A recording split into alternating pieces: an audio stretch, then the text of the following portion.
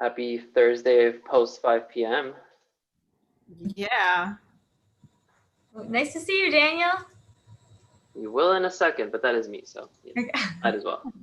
Nice to see you too, Valerie. Awesome background. Yeah. Thanks. All Better right. than my kitchen. We ready to go? Okay. Let's go.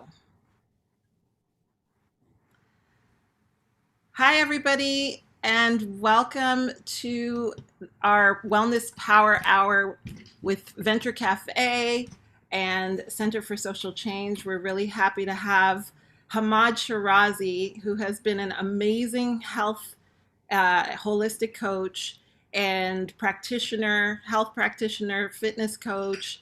He's been working with the Center for Social Change for quite some time, has a wealth of information, and we're really excited to have him today presenting on the spirit of the spine.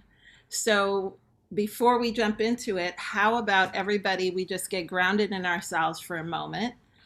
And just if you wish to uncross your feet, if your feet are touching the ground, it's always good to just ground yourself for a moment and just take a moment for yourself. Close your eyes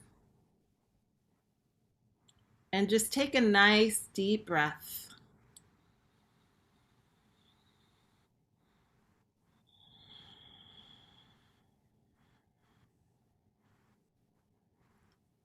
And just take another few deep breaths. And as you're breathing, listen to the sound of your own breath.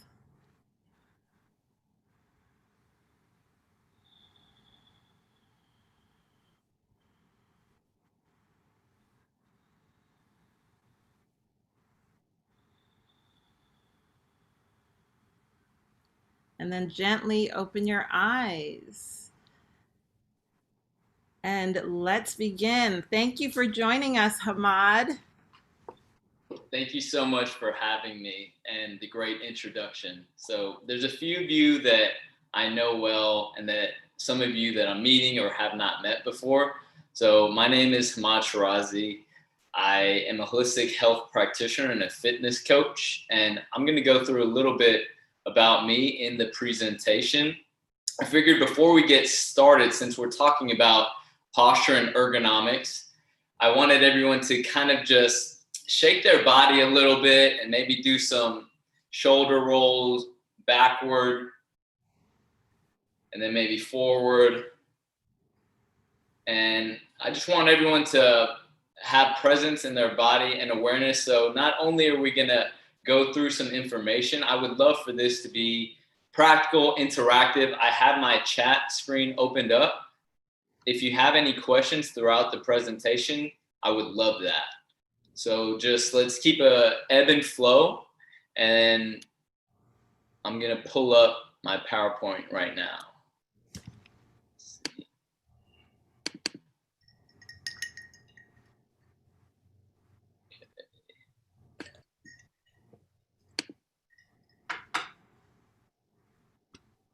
Does everybody see this? Yes. Are we good? Okay, so spirit of the spine. The table of contents and what we're going to be going through today. We're going to start a little bit about my background so you know who's speaking and what I'm bringing to the table as far as my experience and my background. And a major perspective that I'm wanting to share is taking more of a holistic approach into understanding the functionality of our spine, what it means. I believe everyone's aware that we want to have good posture, but what does that mean? How do we go about doing that? How can we correct our posture? And hopefully by the end, we'll have simple tips, practical solutions, and everyone's feeling a little bit more confident in being embodied and having a strong foundational posture. Okay, about me, I grew up in Dunwoody. I went to undergrad at the University of Georgia. I was pre-dental and I studied exercise and sports science. I played basketball and sports throughout my life, and I had a lot of chronic injuries and that accumulated over time, and I was in pain, chronic pain by the time I was 18. And I would go to physicians, chiropractors, physical therapists, personal trainers, you name it. I couldn't find solutions. And my father is actually a cardiologist. So I had access to conventional medicine. And then my life took me down. In order to learn how to heal myself, I studied exercise and sports science, but there was a lot of injuries and aspects in my body that were not okay. And it correlates a lot with posture. So when I moved down to Miami, I began studying in a holistic institute. That's the Czech Institute right here. And from here, I learned corrective exercise and really how to take a holistic approach into physical empowerment in our bodies. I continued and did my master's at the University of Miami in strength and conditioning. And basically, I have been piecing the puzzles together for how we can all have a strong embodiment, prevent pain, prevent injury throughout the course of our life. And that's what I hope to share a little bit through today. And I have other credentials, but that's just a little bit of the story. And I started my own business, and I have just been learning and growing and evolving and helping others ever since. All right, so I want to begin with asking everyone, what is your definition of health? So we can just take a moment and think to ourselves, how would we define what health is? And I would honestly love it if someone hopped in and shared how they define health. Happy to jump in. Yeah, thank you. Yeah, thank you. So for me, it's a combination of kind of like your gastrointestinal health. So making sure that your nutrition is like taking care of what's going in your body and how that's being processed, but then also physical capabilities. So like your kind of like your performance and like, you know, are you able to run without running out of breath? Are you able to get up in the morning without pain? Things like that. So like there's a combination of what goes in your body and how your body can perform kind of makes up health in my brain. I love it. We're totally in alignment because it all influences the way that we experience health and vitality in our lives. And I'm going to touch on some of the points you brought up. So thank you for jumping in and sharing. Yep. The overview that I'm going to demonstrate is health is not one dimensional. Like you were saying, there's gut health, but then there's also physical health. The way I like to perceive health and well-being is through 5 main dimensions. We have the spiritual aspect, the emotional body, our environment, our social implications. There's also the physical body and also our mental state of health and well-being. This creates a circle, and all of these components work together to keep us healthy, happy, positive beings that are able to give back to the world. And then something that this is, I learned a lot from the Czech Institute where I studied, and we would always come back to the basics and the foundational aspects of health and well-being. Now, we nowadays and societally, we tend to complicate, and we're always seeking outward for solutions for ourselves. I'm a big advocate of getting back to the basics.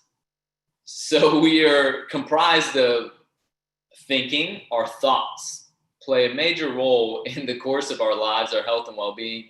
Nutrition, the foods that we're consuming. Movement, the way we move our body. You know, if we all squat, it's going to have a different implication on our body. And also the technique of the squat. I believe all of these foundations also need to be individualized. And then we also have sleep, hydration, and breathing. I would love for someone to chime in, but I'm pretty sure everyone can agree that all of these components will play a major role in our overall state of health and being. Make sense? So this is something that no matter what, I've worked with, and including myself, and helping a variety of clientele, friends and family, I've just realized that no matter what we're dealing with, it all comes back to the breath. So I tend to always just say, master your breath, master your life. My passion and my expertise is in fitness and movement. But to be honest, if you have knee pain, you have low back pain, you have too much tension in your neck, you're depressed, your gut isn't working. No matter what it is that's causing you pain or inflammation or keeping you from living your best life, it comes back to the breath. And I just want to, with that being said, we'll take a minute and I want everyone to place one hand on their belly, one hand on their chest. Now, there's many different techniques of breathing, and I don't want to get into the complexities, but I want everyone to just begin to practice deep diaphragmatic breathing. So when you inhale, your belly is going to expand outward, and when you exhale, your belly is going to draw inward. And I'll set a timer here. I just want us to practice this for about a minute, just to tune in to the rhythm of our breath. But let's be intentional with it. So when we inhale, the belly expands. And when we exhale, the belly draws in. And maybe hard to see, but I'm not expanding my chest so much. I'm sending the energy downward more into my belly. I also want my lateral ribs to expand.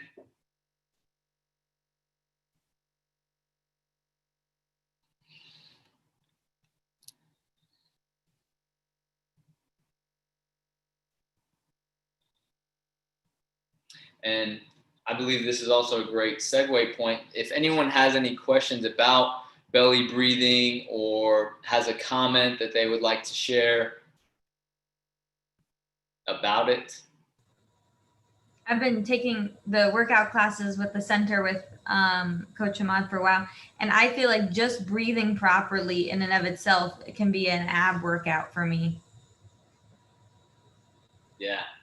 A core workout. It is. And to breathe, we all have unique individual needs, but this is the most profound aspect, because when we're tuned in with the breath, we're present in the moment and in our bodies.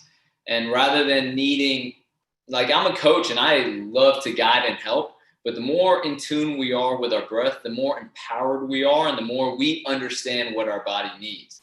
So it helps us stay grounded, present in our bodies, so that not only physiologically, when we're breathing deeply, we're getting a gentle massage for our organs, and physiologically, we're decreasing stress, improving digestion. So I know I spent some time here, but I just want to drive the point home that this is probably the most important thing, is just to stay present with our breath, no matter what our goal is.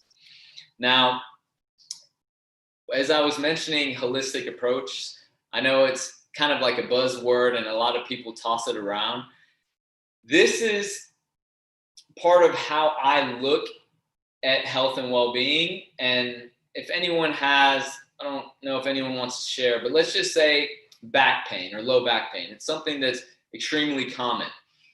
If we're looking at back pain, which is a symptom, I'm going to look at this is a totem pole based on how the body functions. So at the top of the totem pole, it's our psyche. So our soul, our spirit, our mind. And that will dictate everything below. And I believe we all can agree on that. If we didn't have a psyche or a sense of consciousness, we wouldn't even be able to experience anything in our bodies. And then next, it goes down as respiration. If we don't breathe for a few minutes, we're not going to live. So respiration is at the top of the totem pole, essentially, because nothing else matters. Your body will do whatever it takes to breathe. So say if you have a collapsed posture and you're not able to breathe fully, your body will jump into a survival fight or flight mechanism. So that's going to be, and I'll explain it more as we go through. Mastication. So that's our ability to chew food.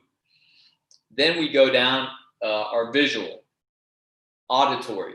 So basically the body is built beautifully where it will do whatever it takes to protect our senses and our ability to live our lives. We can chop off an arm, we'll still survive, but our lives will change drastically with any of these components.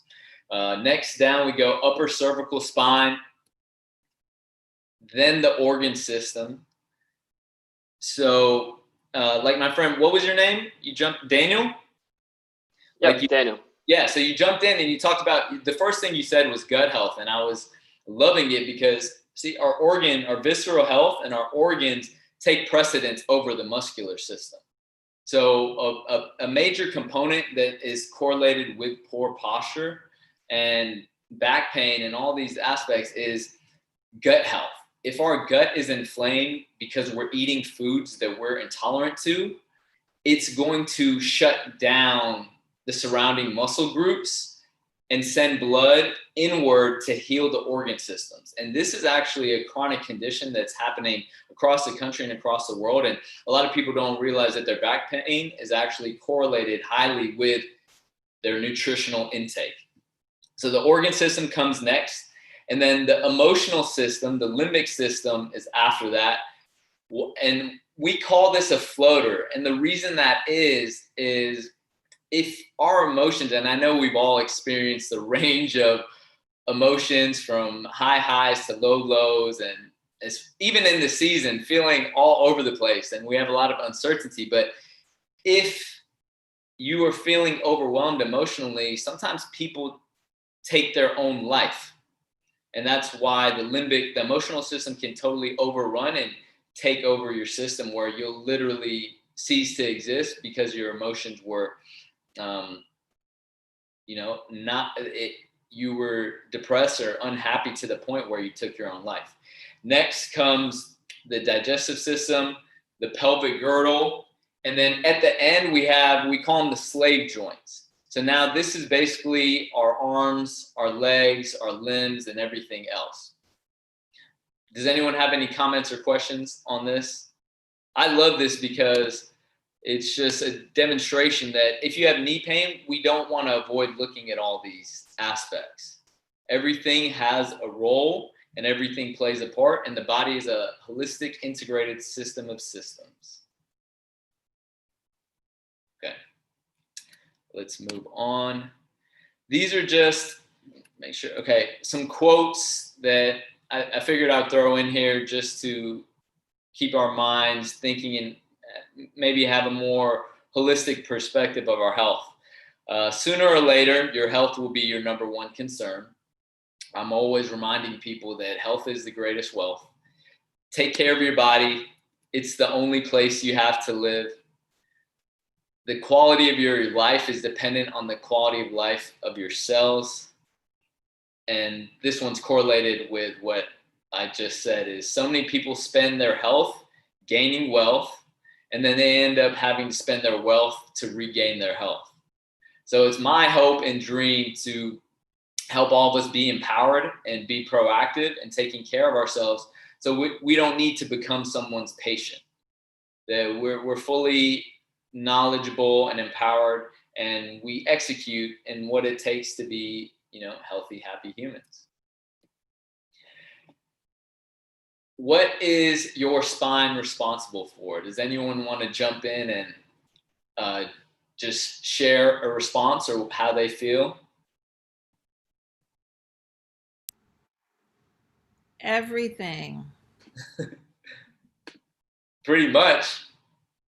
I mean, it holds the central nervous system, so we wouldn't be able to have a brain if we didn't have a spine.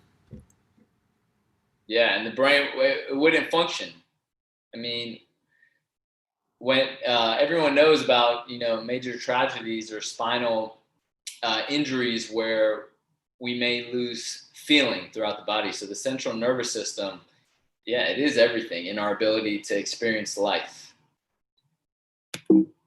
Thanks for jumping in. I'm going to go. get for that?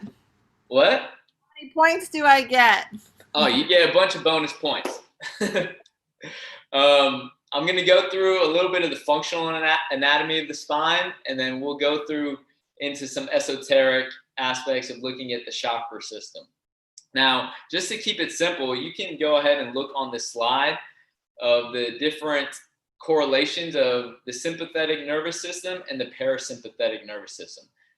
These are both critical aspects, and we want them to be balanced. The sympathetic nervous system is more correlated with the stress response, fight or flight. Now, say we get a text message about something at work and there's chaos happening, that will drive a sympathetic or a traditional stress response. We have a little bit too much of the sympathetic nervous system being stimulated these days. So I'm always a big advocate and proponent of tapping more and healing the parasympathetic nervous system. The parasympathetic nervous system is where we rest, digest, recover, regenerate. This is where we grow. Now, say you join me in one of my workout classes and we have fun and we work out. That was the catabolic, so we broke down. Now, some of you go home and you eat a nice meal and go to sleep. And then some of you go right back into work. You don't hydrate, nourish yourself. You stay up late and you go out at night. The response will be completely different. So we want to just make sure that we have that ebb and flow of yin and yang. And the breathing practice that we did in the beginning, that was to highlight and tap into the parasympathetic nervous system. So I hope that everyone, and as we go through this PowerPoint, if there's anything, if my words are not helpful, I would just love to encourage all of you to just sit upright and just keep practicing your breath. So this is an opportunity for all of you to just continue to practice the deep diaphragmatic breathing so that we can rest and regenerate. Everyone is this straightforward? Anyone have any questions here? I just want to say it's so interesting that the majority of the parasympathetic things come from like the brain area, but then the whole spine is involved for the sympathetic responses. Am I seeing that right? Repeat that. It looks like most of the parasympathetic, like the stuff in purple, those controls seem to mostly be, in the brain stem or at the top of the spine. And the sympathetic seems to be controlled with the whole spine. Yeah, and it's attached to a lot of the organs. And that's why it's also critical, how we hydrate, nourish our body. So everything that we eat or drink that stimulates the body in a negative way, it's going to induce a stress response. I'm sure many of you, I love coffee too, but we have to be a little mindful because anything that stimulates the system is going to wind up the system. And it's just something we want to take note of. So thanks for pointing that out. But yes, that is true. And that's why sometimes it takes really being present in the body and taking a pause to be able to calm the mind. And that's when we can get into that relaxed state. And I'm sure everyone has heard more recently too of the vagal tone, the vagus nerve, and a lot of that comes from parasympathetic activities. And what I love to call is like work in, which I may have us all do a work in practice sometime here. Okay, this is just a quote. When the spine is in alignment, your brain will efficiently deliver energy into the vital organs of your body, providing optimal health. Okay, everyone familiar, curious about the chakra system? I'm just going to briefly touch base. I'm sure many of us have heard of it. And just to highlight some of the basics, because it's very correlated to everything that we're speaking about. So the Sanskrit word chakra translates to wheel or disc. So the chakras are literally energy discs and wheels throughout our body. And there's 7 main chakras going from the crown of the head down to the base of the spine. The invisible energy called prana or chi is vital life force, which keeps us vibrant, healthy, and alive. And in this image that I brought up on this PowerPoint, it's showing a correlation of each chakra to the glandular system that has a very profound effect on our vitality, our immune system, and how we thrive and combat illness, inflammation, etc.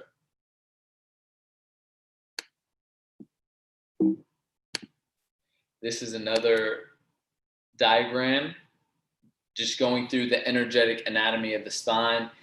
I want to gauge kind of where our group is as far as, are we curious about some of this stuff, or is this all repetitive information? It's always good to have a little reminder and understand the energetic components, and we may be able to tap into something that speaks out to us. So like the root chakra correlated with the color red, that's associated with security, safety and security in our community. And Christina led us in the beginning just to drop in and feel safe and secure in the space. So that would be like grounding, earthing. I would consider that all correlated with the root chakra. Next up, we go to this sacral chakra. It's orange, associated with the color orange, creativity, sexuality, power, money, relationships. And then as we go up the chain, the solar plexus, that's personality, self-esteem. That's also our will and our confidence. And like Daniel said earlier, digestion, gut health. And it's associated with the color yellow, like the sun. So this is our energy center and how we absorb and digest and assimilate various nutrients, and how we alchemize and carry that into our actions in life. And then as we go up the chain, we have the heart, the throat, the third eye, and the crown.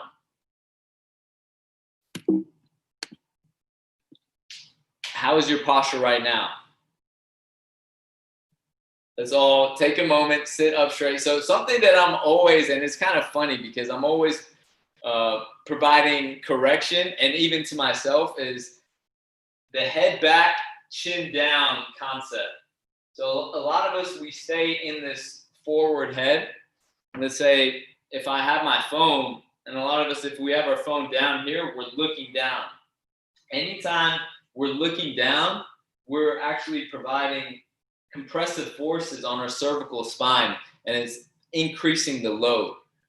So I would joke around with some of my clients because we would literally be like walking down the street like this.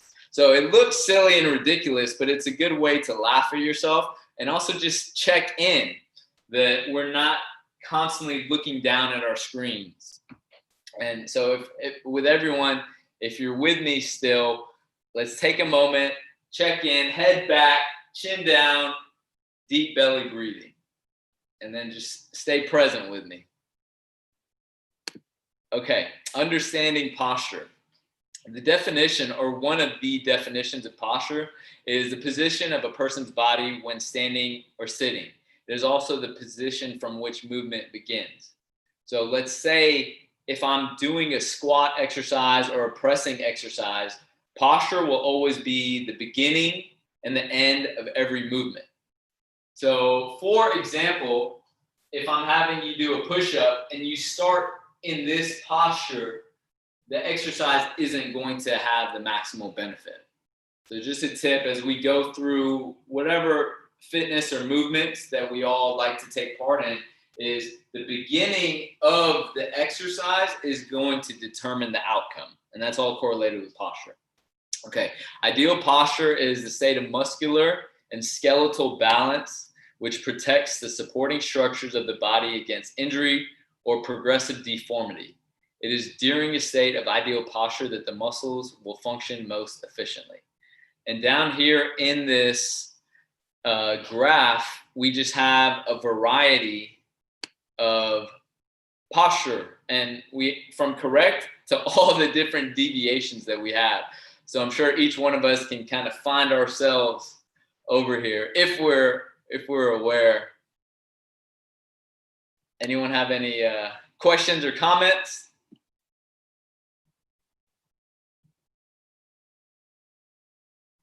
Okay. What's the difference between the military and correct? Military, you see his spine? Yeah. It's like literally stick straight. A healthy neutral spine actually has natural curves. Okay. Does that answer your question? Yeah. Okay. Somebody commented too in the chat. Yeah, Lady Emma. check that out.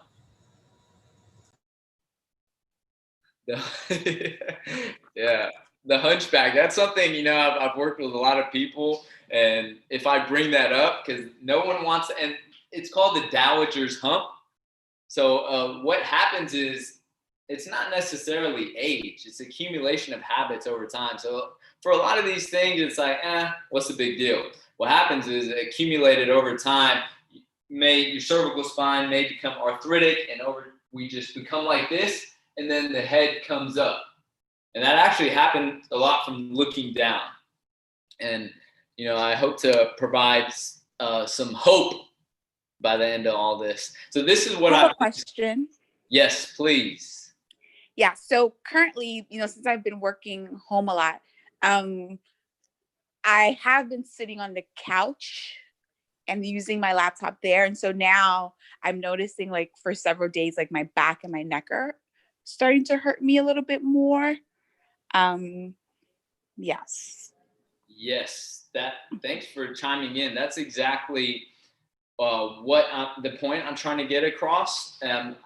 If you're sitting on the couch, I would love to invite you to even sit cross-legged on the couch, and then just pay attention as far as, so what happens is if we slouch, and like I said, I'm not sure where you're placing your laptop, but I am going to go through some ergonomics through the end of this slideshow, where we want the screen. So I'm standing right now, and the screen is it's almost in alignment with where my head is.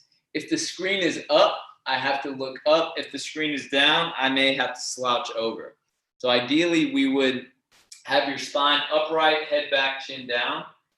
If you're slouching forward, it is gonna pull on your spinal ligaments, and that most likely is contributing to some of the pain you've been experiencing. Is that helpful at all, or helping you gain clarity on what you may be experiencing? Yes, it is. Because normally I don't sit all the way back because it's too far back. Like, I have the laptop on, like, the armrest, and I'm typing, like, sideways or something like that. Okay. And so did I answer your question? Yes, you did. Okay. And through this PowerPoint, I would like to provide some resources, but that just the top of my mind, try to, even sit cross-legged, and there's different ways that we can navigate that. But I definitely want you to sit upright and set your workspace where your posture is in alignment, because then you're using your mind and you may get distracted, or you're working. So it'll be challenging to navigate what's happening until after it's happened or after it's occurred. I have a question. Yes. Hi, Hamad. Hey. So you were talking about, like, people's bodies going like this. Yeah. Yeah. So I noticed my mom, who's 76, like, when I'm talking to her on the FaceTiming with her, she's always going like I always have to tell her to put her chin down. Yeah. And I also noticed in my own sleep, I'm starting to, I've been trying to correct myself in my sleep to put my chin down, because I too have been taking your class at the Center for Social Change, and you've been instructing us to keep our chin down, which helps me a lot. I tend to have rounded shoulders and hunch, so I've been trying to do that. But can you explain a little bit more why the neck, like, as we get old, or whatever's going on with that, like why our chin pops up? Yes, I'd love to. And I'm going to blend it with this slide. So this slide shows that as we keep hunching forward. And what happens is the mid back and the scapular adductors, the muscles in between the shoulder blades, they also tend to get weaker. So the more we slouch, they get weaker, longer. We begin to use our upper trap and our neck muscles to stabilize. So this happens, and then our what I showed in that totem pole is our spine and our body will do whatever to correct our sensory organ system. So to keep the eyes on the midline, if you're hunched forward, you begin to look like this because your body will adjust to keep your line of sight straight forward. And it's same thing, like my mom's so cute. She's in her early 70s, but she has chronic neck pain, and she has that help. And then it's the same correlation. So that's what I'm hoping to share and inspire is it's now. It's us taking accountability and practicing some of first being aware of how we carry ourselves and then providing stimulus for us to reverse that from happening. Did that answer your question? I have a question. Okay. Well, how do you feel about hanging upside down? What do you mean hanging upside down? Like, you know how there's those yoga classes where you like, you know, wrap your feet around the thing and you hang, and they have those different contraptions that you hang upside down. I am a fan of spinal decompression, but I have actually learned a lot of conflicting evidence as far as like headstands are concerned. In order to do a headstand, you really have to have ideal posture, because I know a lot of people who have a consistent yoga practice and they do headstands, but they've been doing headstands like this or something like that. So what's happening is, imagine your entire body weight compressing your cervical spine. But those contraptions, I think we had one at the center where you're flipped over. I'm cool with that. Also, the other ones where your head is supported, I'm cool with that too. We definitely want to look, it's the way we do something is going to determine the outcome. So for everyone, it's going to be unique. I also love like legs up the wall for spinal decompression, and there's a lot of different techniques. And I hope that answers your question. It's the way we do it. And I would definitely recommend that if you don't have correct posture, be careful with the headstands. Just because most likely if your posture isn't ideal all the time and you're not totally aware of it, I highly doubt when you're doing a yoga class that you're going to do it. And if I was to come in there and check you out, like you can just think if someone was there looking at you, is your spine neutral? Okay. So it's just like everything else. It's case by case, individualized, but I like spinal decompression. And simple ways to do it is legs up the wall and things of that nature. But we are human animals and we're meant to be on our feet and moving forward. Just to plant that seed is we weren't necessarily designed to be upside down, but it can be beneficial. Or back bends are probably better, right? Oh yeah, back bends are good. And same thing. It's like if I had everyone together in a class and we were there, everyone's ability to do a back bend and how far they could go would be unique to each person. So I'm a huge advocate of empowerment and really all of us getting in touch with our body, knowing our limits and respecting those limits. And just, breathing, the health of the spine takes priority over doing the most advanced exercise. Okay, awesome. I love the questions. I want to make sure that we do get through everything. This on the slide, some of the highlights is most of us, we do spend a lot of time on our phones and our devices. And this has a little fact here, 700 to 1,400 hours of cervical spine stress yearly. So that's where it comes back to, it's our habits that are accumulating what's happening in our body. Our body is a representation of the choices that we make, primarily over the course of our lives. And in this image, it shows the further your head is forward, the more spinal compression is happening.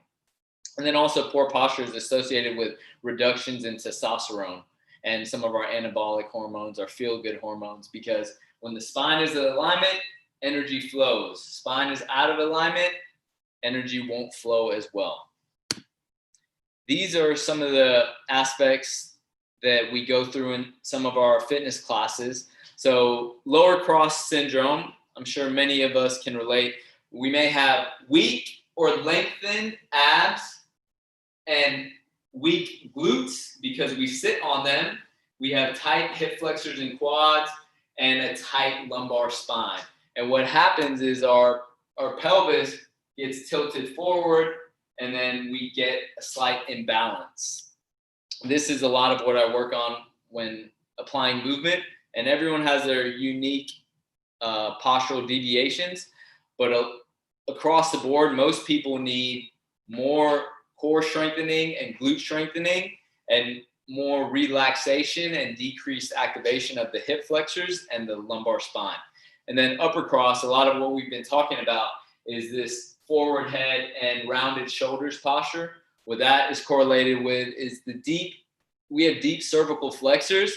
So as Hopi was talking about, what happens is that as they get weaker and weaker, we begin to raise our chin. So a corrective strategy would be to strengthen and then also strengthen the mid back and the lower traps. So that's why in class we're always doing those cobra exercises, squeezing the shoulder blades down and back. And then the rounded shoulders is also correlated with tight pecs and tight upper traps and neck muscles.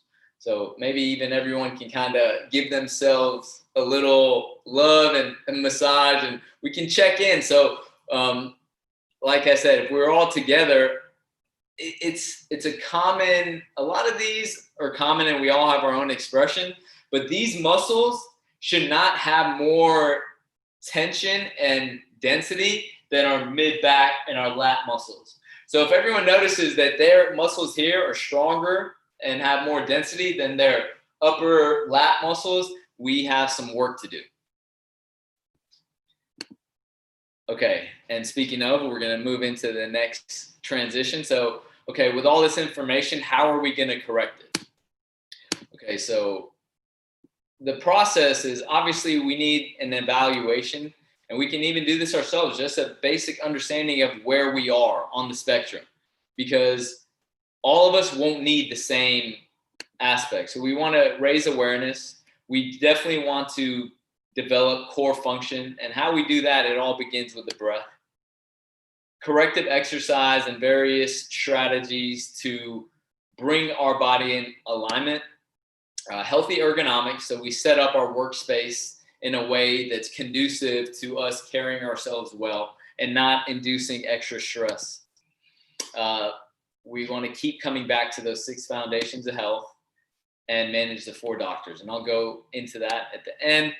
The health evaluation, this is just a basic slide covering what we would be looking at. Anthropometrics are measurements such as like body weight, body fat, waist, hip circumference.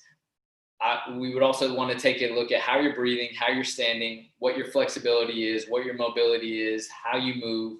And then with your lifestyle, it's those foundational principles of hydration, nutrition, sleep, stress management, our daily habits, and our social and environmental factors.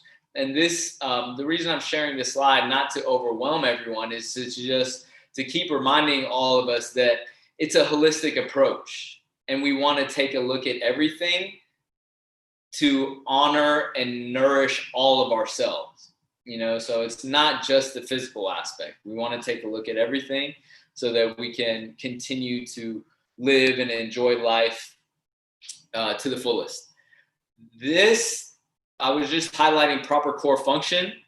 How are we on time? We kind of, I don't want to rush, but I want, do we have a hard stop at 6? No, we don't have a hard stop, but you know, you're good. I'll do my best. Over a little, but don't go crazy. Yeah, no, I'm just going to do my best. I don't want to just feel super rushed because I feel like there is value in most of this. Proper core function. Most of us, and depending on our backgrounds, have spent most of the time developing the outer unit of the core. So the 6-pack muscles, all the things that look good, the aesthetic components. That is like the outside of a building. The inner unit is the foundation. So say we build a building on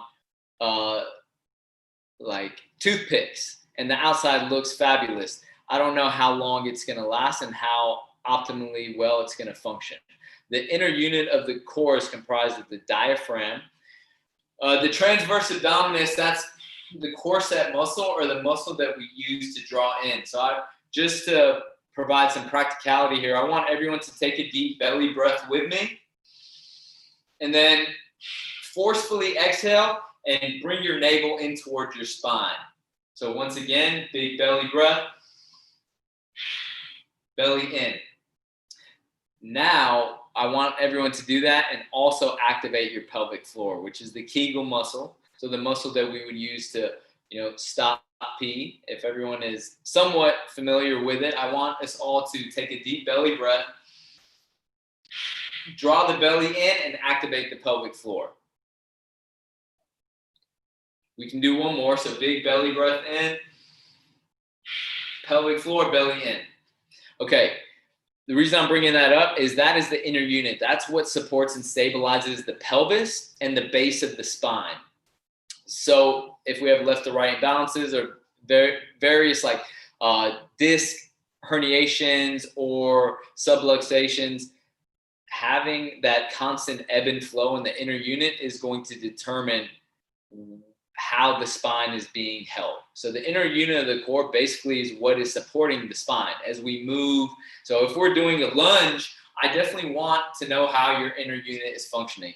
There is not enough education or time spent on building this because it's not glamorous. Like how we would train this is we would all be laying flat on our back and just practicing breathing exercises. I find that some of that work is of the most value, and I just hope that all of you begin to take that into whatever movement, or maybe we can figure out how to do more training of the inner unit. But basically, the whole aspect of the slide is to remember that we want to build a strong foundation from the inside out. Okay, corrective exercise. This is one of my bread and butters that I'm always using. This is a prone cobra exercise. But you see, this is actually an elderly client of mine. He's a funny, great gentleman. He's doing a prone cobra. So essentially, he is pulling his arms back. And I want everyone, if you're seated, you can just practice this, or you can stand up. Essentially, what we're doing here is we're squeezing the shoulder blades down and back. We're externally rotating the hands, and we're pulling the chin and head back. So what we're working on here is the exact opposite of what we were going through earlier in the slide, which was the upper cross syndrome. So this would be a corrective exercise. A corrective exercise is maybe certain stretches or strengthening exercises to bring our body back into balance. Okay, we're going to run through. Would you recommend doing corrective exercises like on a daily basis? Yes.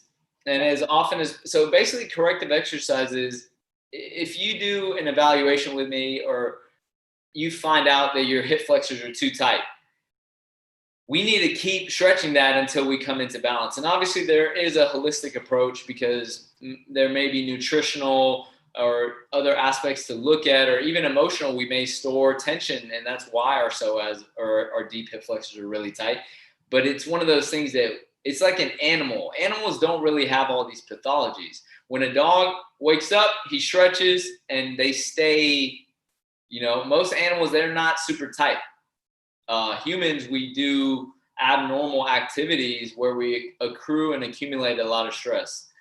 So corrective exercise, to answer your question, we need to do until the solution is resolved. And also we integrate. So the more that we sit upright, the more our daily habits replicate the body that we want to live in, the sooner it will happen. And also say we're dancing, we're lifting weights, we're doing Pilates, we're doing yoga, we're doing whatever we enjoy, we're walking, we're running.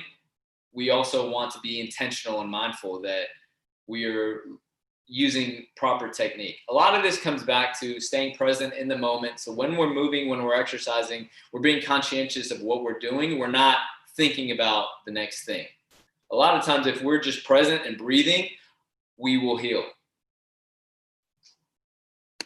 I'm going to run through this because this is what we're talking about. So for everyone, whether you have a sitting desk, standing desk, there's just some things, and these may just be reminders. The keyboard height.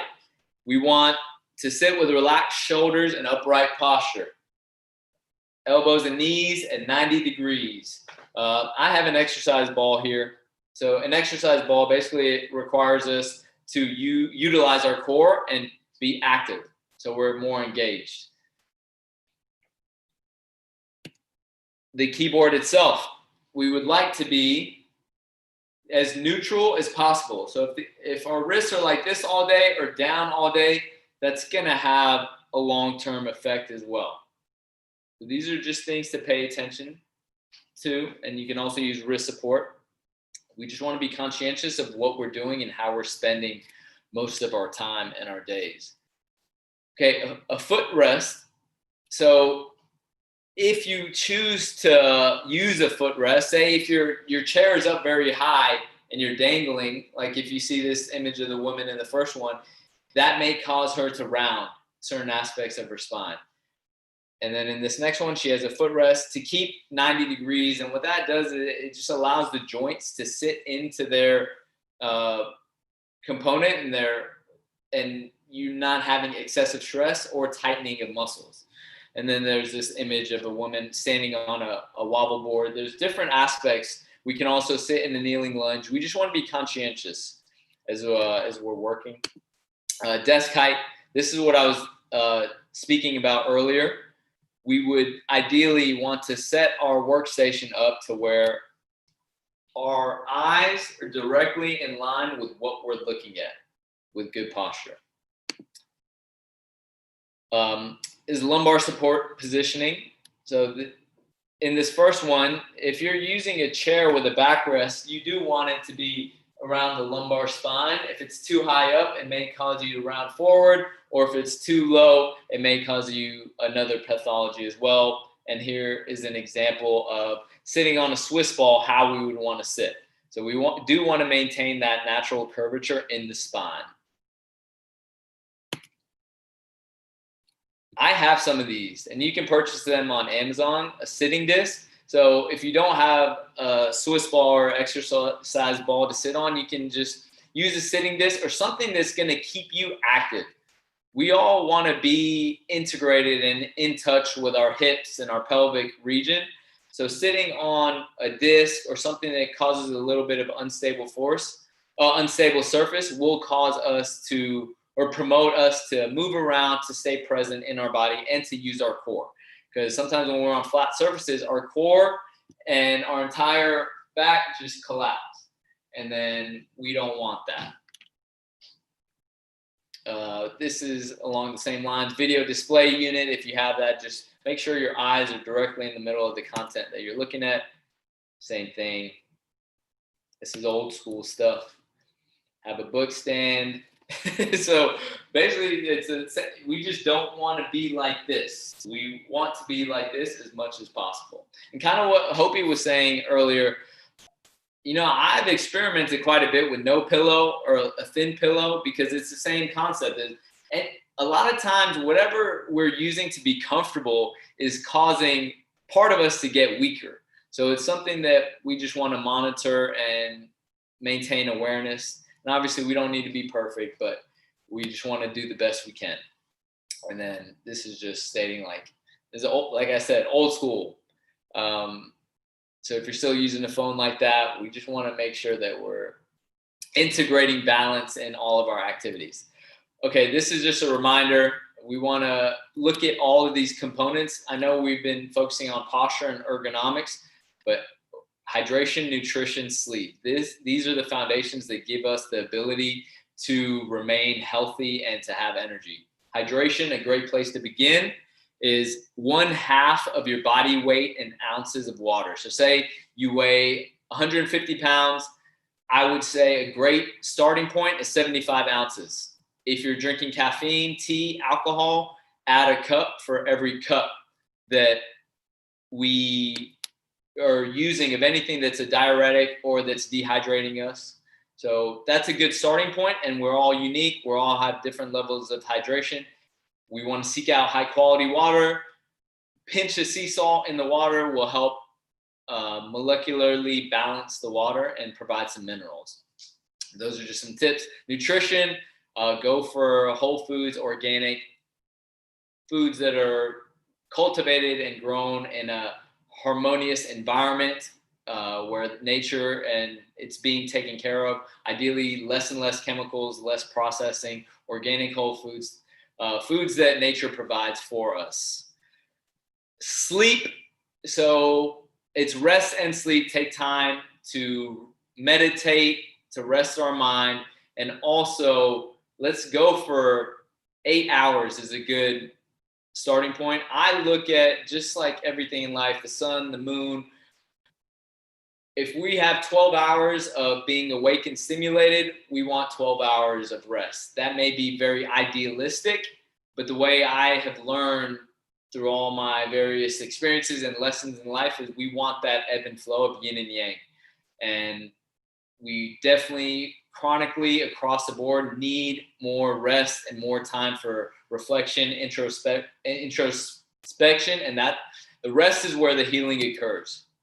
I have a question about that. I know we're approaching 6 o'clock, but in terms of sleep, is there an ideal way to sleep? I know some people have, are side sleepers, some people are back sleepers. And in terms of mattresses, what do you think is generally a healthier choice?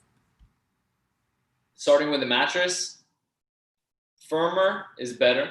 Remember, like I said, whenever we're more comfortable, generally there's more chance of our posture deviating. So a firmer mattress. Back sleeping technically is the healthiest for the spine. There are like those pillows you can place in between your legs if you're a side sleeper. There's also these little pillows you can put around your back to protect your lumbar spine throughout the sleep. Stomach sleeping isn't ideal. And the way I look at it is I'm not a perfect sleeper either. Sometimes I just got to do what I have to do to sleep. But there are ways to enhance our sleeping hygiene, our sleep hygiene. Does that answer your question? I mean, we could talk about this for a long time. So I'm just trying to be a little direct and provide a little insight. We work with what we have, and yeah. And then obviously turn off Wi-Fi devices. Let's make it as dark as possible. Let's make it cooler. Let's avoid blue light before nighttime. Let's exercise in the morning. Look at the sun in the morning. Gaze it, or just be exposed to sun. That'll help our circadian rhythm. And what's the blue light thing? So is it okay if you have orange light or red light? Like blue light is just the worst light for you to have. Blue light is on the same frequency of the sun. So when we are exposed to blue light, our body thinks it's noontime. So let's keep producing cortisol. I have some of those, those blue blocker glasses on our phone, and there's apps on the computer where we can make it a little bit more orange or red, amber light. I haven't gotten to that level, but I have friends who have homes where they have amber lighting. So even in the evening, and then I also have like salt lamps. So I do my best to expose blue light. So that essentially the take home message for all of us is let's just be conscientious, aware, and try to reduce it and keep it to a minimum. Like the sun's going to set soon. So my kind of rule is once the sun sets, we should be starting to produce melatonin and settle in so that we can get some good rest. But I like watching things at night sometimes and all that. So there's ways around it. Okay, a few things in the chat. Somebody definitely wants you to come back for a part 2. Someone here is a Lady Emma. She says she's a stomach sleeper and she can't. I was a stomach sleeper for a lot of my life too. And Ursula wants to know about pillows for back sleeping. Okay. I wonder, will this chat be available later? I wonder if we can organize and compile so that maybe we can make sure that all our questions are answered. How are we? We're a little over. How are we doing? I think, just like 2 more slides. Yeah. So we will definitely have you back, Ahmad, if you're open to that. Yeah. Should I finish this? Are you going to close this out? Okay. When I was going through these foundations of health, I was actually organizing in a way where the hydration, nutrition, sleep, that's more yin, that's more energy cultivating. Breath, thoughts, like our thinking and movement are more yang, fiery. So breathing, just let's stay conscientious of our breath, deep breathing. We can use the breath to either excite our nervous system or calm the nervous system. Thoughts, obviously, if we have a running mind, we're going to be a little bit more sympathetic driven, a little bit more energy out. And then movement. We can move in a way that excites the nervous systems. So let's say a fitness boot camp or something, but that's all energy out. Say you're tired and you don't want to miss a workout, you want to do movement. When I was describing working in earlier, that's basically like Tai Chi, Qigong, or just you can do whatever fitness modality that you enjoy, you do it in a very slow rhythm. So Tai Chi, the principles it's founded on is the slower you move, the faster you cultivate Chi in the body. So you could even do it like a breathing squat, but basically like you squat very slow. You move at the rhythm of your breath, and that will help to energize the body. Anyways, we want to balance all these 6 foundations to live optimally. And then the 4 doctors, I'll just give an introduction is there's Dr. Quiet, manages rest, Dr. Diet, that's your nutrition, Dr. Happiness, that's more the emotional and the psyche, and then Dr. Movement. And this goes along the same lines of those 6 foundations. And we balance these doctors to keep ourselves balanced, healthy, and living well. And yep. Woohoo! Hamad, can you make this deck available to us? When you said deck, is this like the PowerPoint? Yeah, like Yeah. maybe. Yeah, I'll send a PDF. I did that one. Yeah. They can put their email address in the chat if they want the deck or something. Okay. I wonder, yeah, and then I'll share it maybe with Christina, and then we can share it with whoever participated. Thank you for a great workshop. Thank you. Thank you for being patient with me. This is the first workshop I've done virtually like this in this manner. So I hope it was all right and, it brought value. And Absolutely. Very, very helpful, Hamad. Thank you so much. You can find Hamad at coachshirazi.com. His Instagram account is Coach Shirazi as well. And of course, you can find him on Facebook as he has here. And he's always at the Center for Social Change too. So yeah, we will definitely invite you back for another session sometime. Okay. Thank you so much for joining us. Thanks for everyone participating, listening, and yeah, I hope it was beneficial. What do we do about these comments?